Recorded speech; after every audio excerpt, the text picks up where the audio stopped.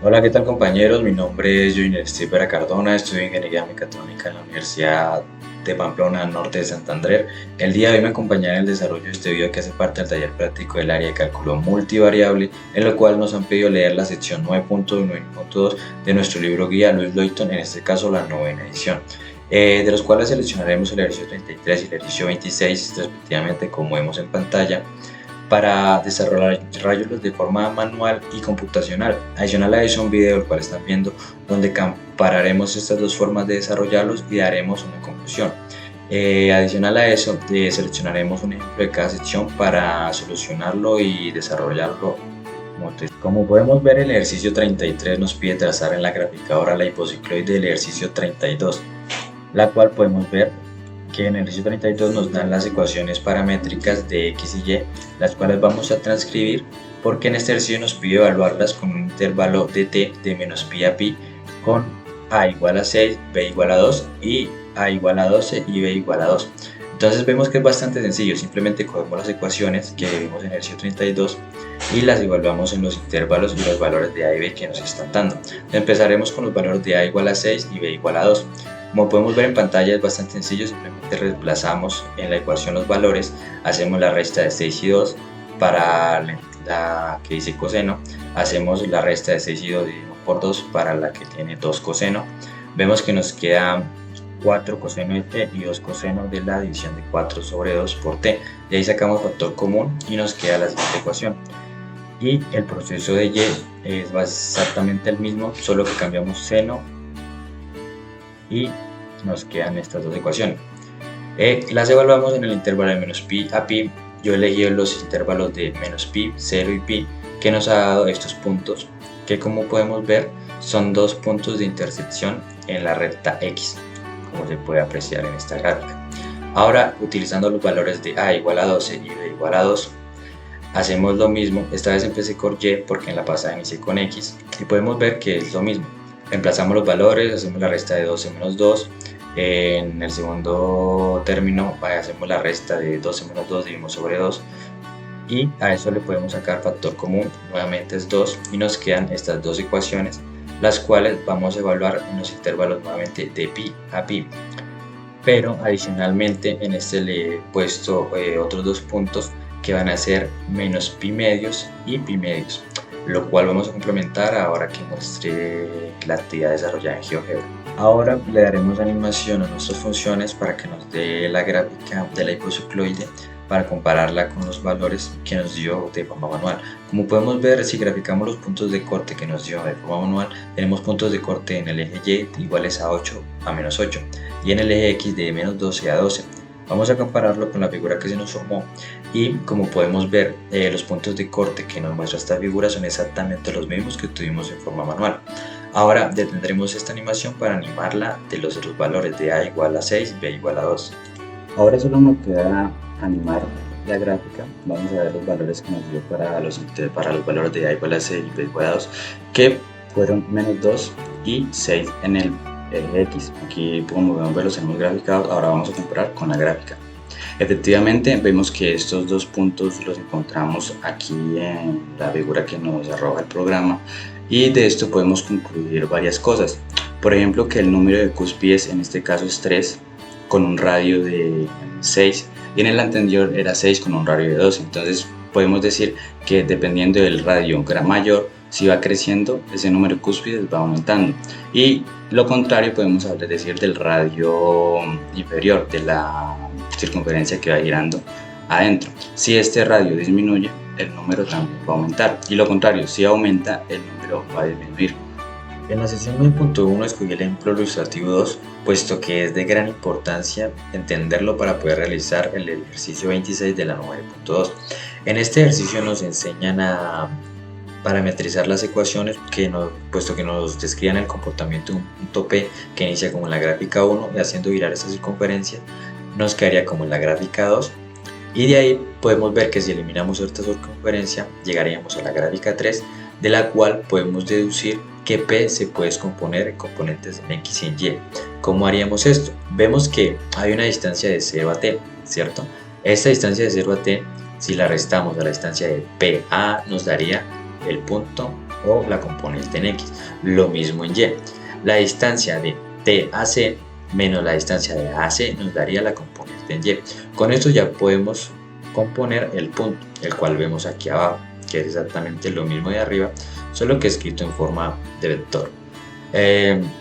Ahora considerando, este punto es muy importante, nos lo explica muy bien el libro, considerando que P en la gráfica 1 vemos está el reposo en el punto 0, 0 y lo hacemos girar como en la gráfica 2, nos queda que la distancia de 0 a T es exactamente la misma que recorre de P a T, y por propiedades esa distancia va a estar determinada por el ángulo multiplicado por el radio de esta circunferencia, será igual a la distancia de 0 a T.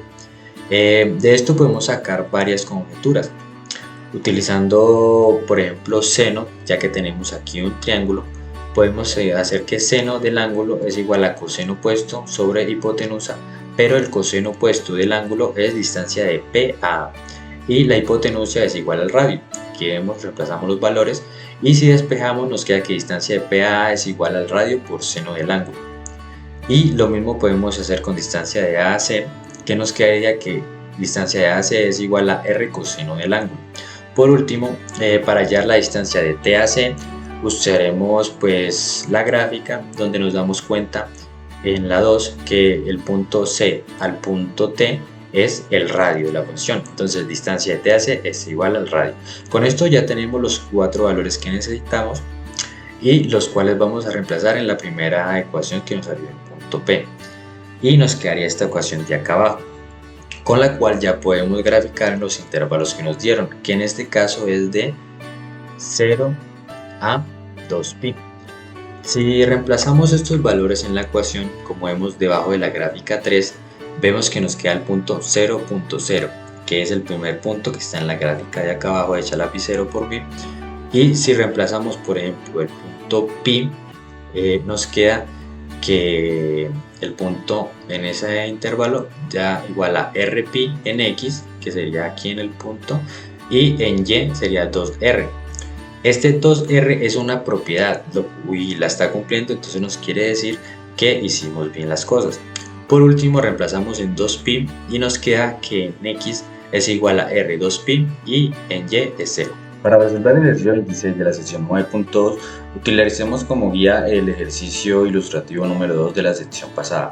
Como podemos notar, es exactamente lo mismo, así que podemos ahorrarnos esta primera mitad y partir de las ecuaciones paramétricas que utilizamos para definir el punto P. Aquí lo vemos debajo de la gráfica, está. De ellas podemos hallar las funciones de x y f de y, las cuales necesitamos derivar para poder reemplazar en la fórmula de la longitud. Aquí debajo del letrero ya tenemos lo que necesitamos, vemos que tenemos la función f de x, f de x', f de y f de y', las cuales vamos a reemplazar dentro de la fórmula. Entonces por eso nos queda que longitud es igual a la integral evaluada de 0 hasta 2pi de la raíz de 0.4 que multiplica 1 menos coseno del ángulo, todo eso al cuadrado, más 0.4 que multiplica seno del ángulo al cuadrado. Si resolvemos estos cuadrados, vemos que nos queda 0.4 al cuadrado que multiplica ambos términos y podemos hacer factor común, que multiplica 1 menos 2 coseno del ángulo más coseno al cuadrado del ángulo más seno al cuadrado del ángulo. Esos dos últimos términos corresponden con una identidad que nos permite reemplazar estos dos valores por 1. Por consiguiente, nos queda que 0.4 que multiplica la integral de 0 hasta 2pi de raíz de 1 menos coseno del ángulo más 1.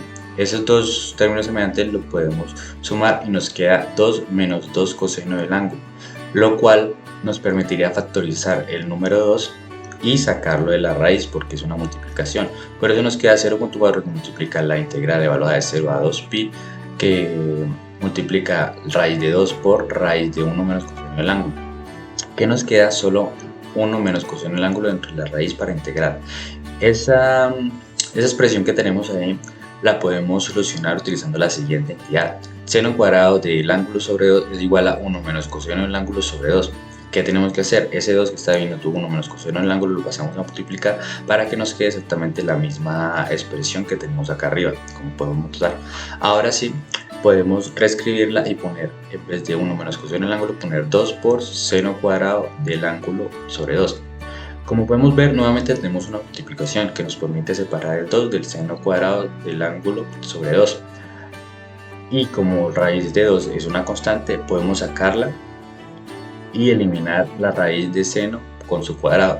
Por eso siguiente nos queda 0.4 que multiplica la raíz de 4, ahí venimos las dos raíces, que multiplica la integral evaluada de 0 a 2pi de seno del ángulo sobre 2.